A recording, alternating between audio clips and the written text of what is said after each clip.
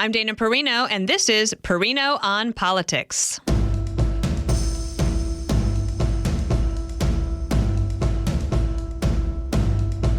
They say April showers bring May flowers, and on the eve of Earth Day, will we see the president's plans to unleash American energy bloom this spring?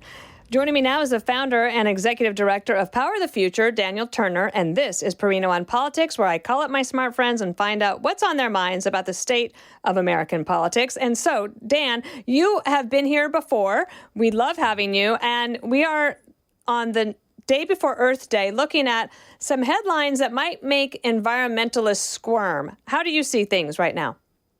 Yeah, it's really a convergence of so many different factors. The announcement of the Holy Father's death this morning, right? The Pope talked a lot about climate change. The president's agenda, whether it comes to energy and when it comes to ending a lot of funding of green groups. I think tomorrow's Earth Day is going to be a lot different than Earth Days past. And when you just look from a purely political, like not even talking about the substance, just pure politics, every side has their activists, and the left is notorious for having prominent, loud activists all the time. But what are they talking about now? They're not talking about climate change. They're talking about Doge and Elon Musk and government jobs. There's not even a lot of momentum in the climate movement. You almost wonder if the climate movement is on a perpetual hiatus. And so it's very strange that this is Earth Day. Joe Biden always reminded us how climate change was the existential threat, and yet no one seems to talk about it anymore. And do you think that the Democrats are reeling a little bit from the last election because they went too far on climate change? Now, some on the left think they didn't go far enough. But if they're being honest, I think one of the things that we found is that the Inflation Reduction Act actually increased inflation. And one of the reasons is because the Green New Deal ideas were really implemented at a time when the American economy was not seeking that. And then if you could incorporate into here that American manufacturers and the producers of power have continued to innovate in a way that has brought down our emissions while we've been able to increase output.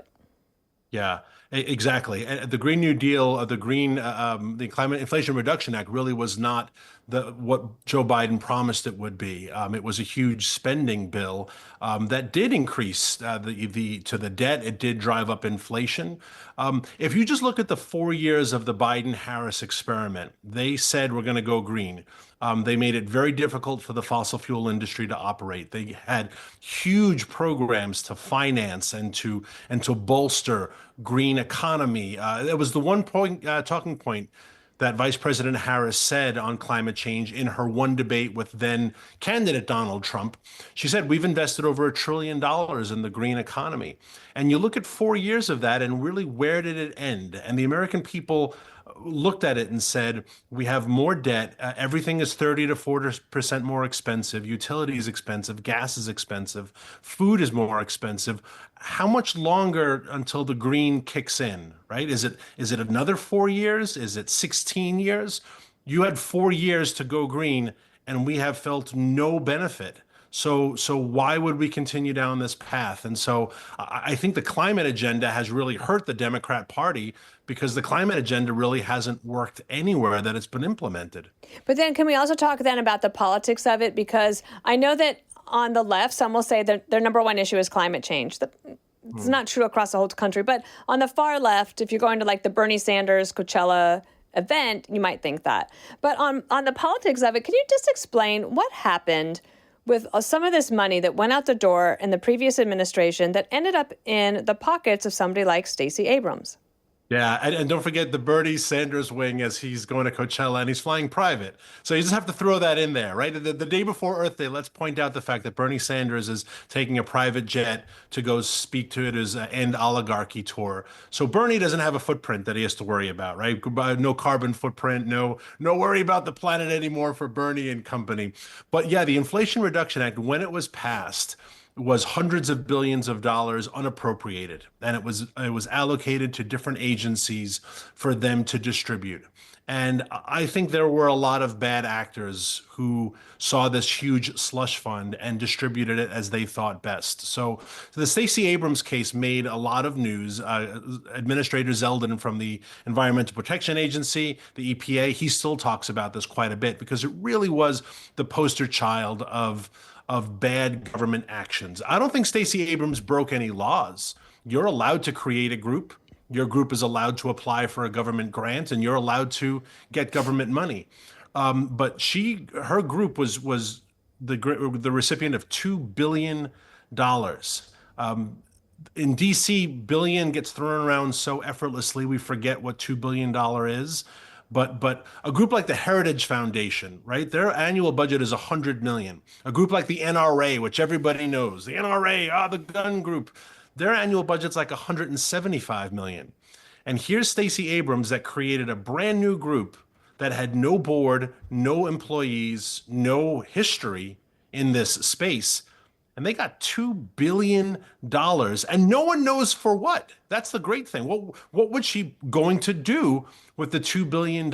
So this hundreds of billions the Inflation Reduction Act gave to the agencies really was wasted. It wasn't stolen. I'm not going to say it was. No one broke necessarily any laws, but there are a lot of ethical questions that lead to unscrupulous behavior. When there's this much money afloat and you can apply for it and your friend is the one giving the grant, there's a lot of shenanigans. And this is what Americans writ large hate about government, is when they see this type of backroom deals that make some people rich. How do you feel that the Doge effort has impacted conservation or environmentalism or even energy production so far? I think it's unveiled a lot of this high level corruption. Going back to your question about just the politics of climate, if you look at the 2024 exit polls, the election exit polls, climate wasn't even in the top 20 top priorities. Nationally, climate change has never been a priority for the American people. Of course, there's a sect where it's their number one issue, but it's not, generally speaking, it is not a priority. And yet you look around at how many climate groups and how much we talk about it. And I've always scratched my head and said, where does this come from, right? The American people don't seem to care about climate change, but yet it's constantly in the news and constantly being talked about. And we all have to talk about sustainability and ESG scores. And then you realize how much the government has been funding this effort. It raises a lot of ethical questions. I think the climate movement is dying because I think it's been on just government life support. I don't think there is an authentic climate movement, no greater than an authentic, NRA movement. Like I said, they have 176 million. The climate groups were getting tens of billions. Is that true internationally as well? I'm thinking of Europe.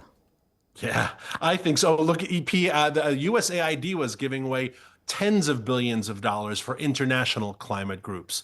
So yeah, I wouldn't be surprised if a lot of European climate groups were funded by the American taxpayers. And maybe there's some organic, the Europeans tend to be a lot greener than America.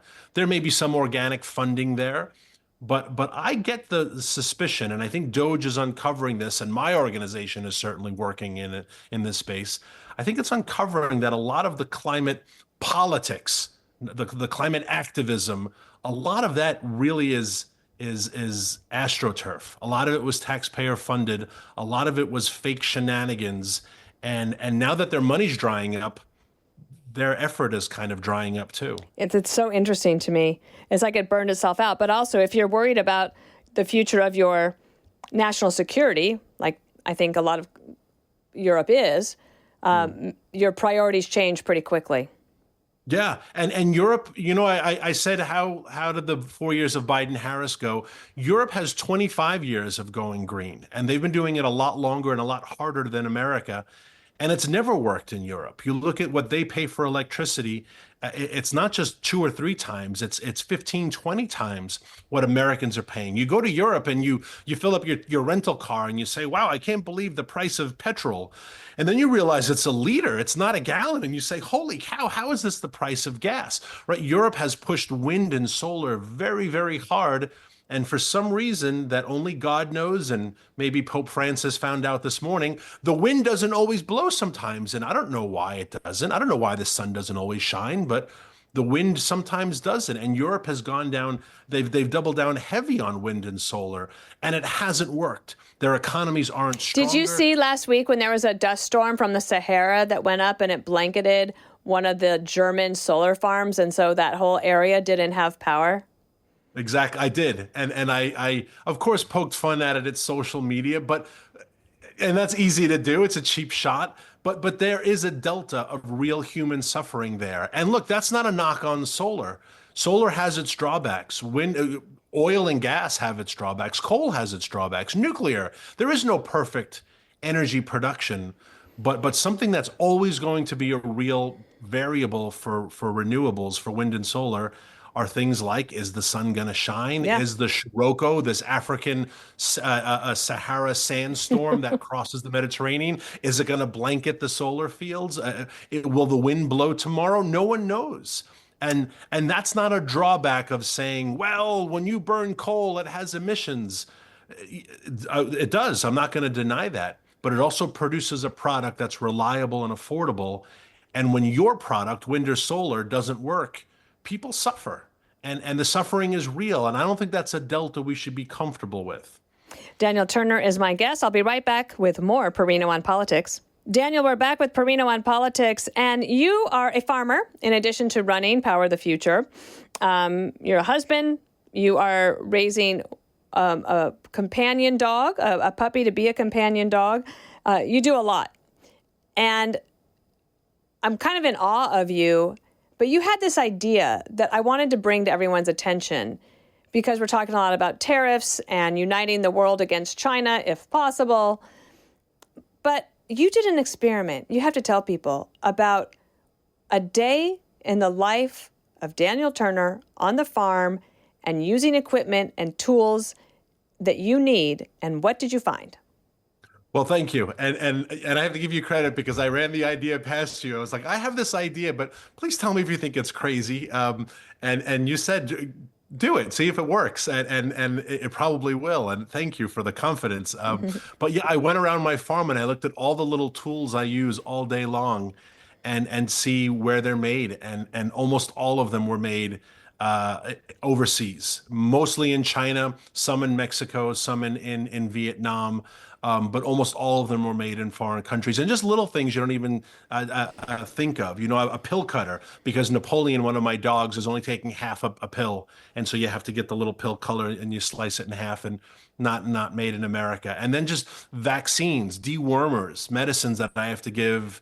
You know, we run a commercial sheep farm. All of them made overseas.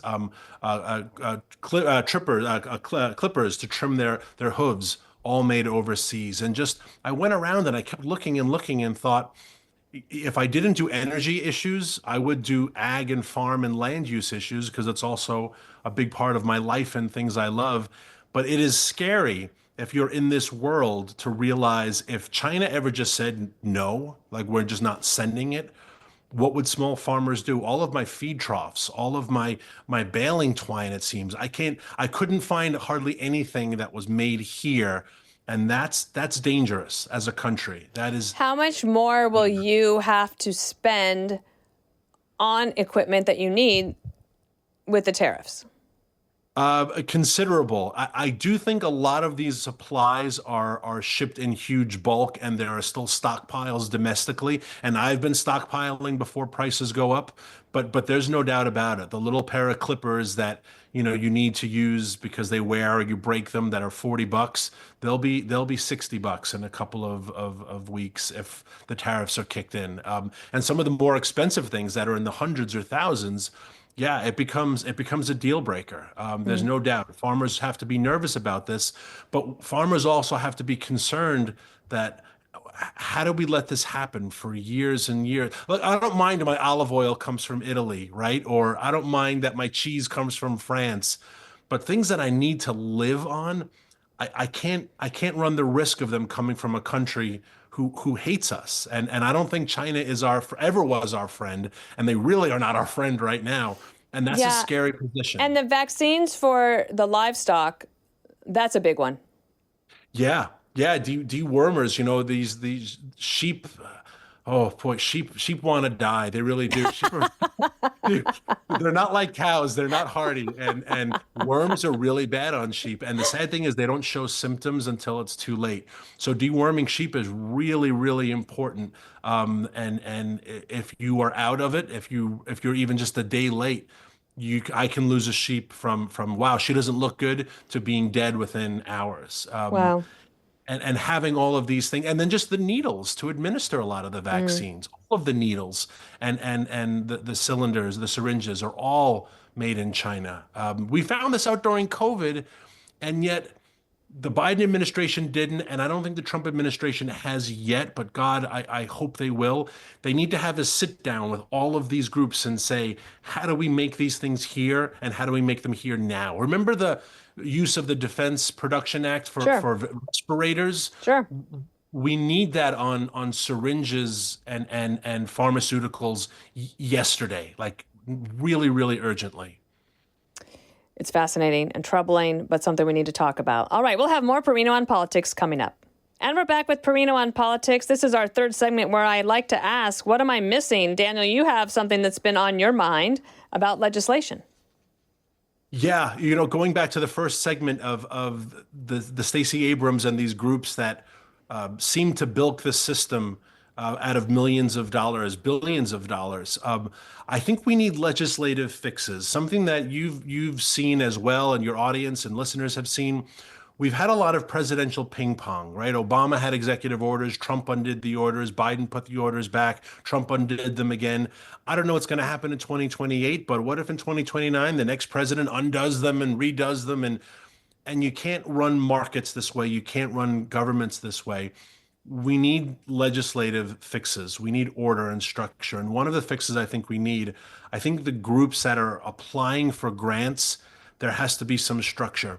The Stacey Abrams example showed me that there's a really pernicious precedent at stake, that a president can declare some sort of emergency or crisis, can get billions allocated for said crisis, and a lot of his friends and advisors and fans can create groups, get IRS accreditation. Their buddy is in charge of grant making, and they can suddenly get $2 billion grants. And that has to end, right? Stacey Abrams' group had $100 in the bank, and they got a $2 billion grant. That's a 20 million times earning increase in revenue. That's absurd. Would people be able to track what she spends that $2 billion on? I mean, she has to do some reporting to the IRS as a nonprofit, but I don't think she has to report to the government. And no, just that's why they create C3s and C4s in the nonprofit space, 501c3, 501c4, because they can hide behind a lot of the nonprofit tax structure exactly to obfuscate some of their. Is this something that could be fixed in the big, beautiful tax bill? I don't know if it could be thrown in there, but I'm hoping legislators, especially legislators, think of great legislators who represent the coal caucus and Wyoming, Pennsylvania, Ohio. A lot of these green groups have attacked coal and gone after coal towns and coal miners. Somewhere there has to be a criteria in the grant making process to say you need to have X number of years in this space for your grant to be proportionate to your revenue. You can't just create a group and then a year later, 5 months later, get $1 billion from the government. I think that's right. Terrible precedent. Daniel Turner, thank you for being on the podcast, Perino on Politics. I wish you and yours all the best, and happy Earth Day. Thank you. Happy Earth Day to you. Great to be with you, Dana. Take care. Listen ad-free with a Fox News Podcast Plus subscription on Apple Podcasts, and Amazon Prime members can listen to this show ad-free on the Amazon Music app.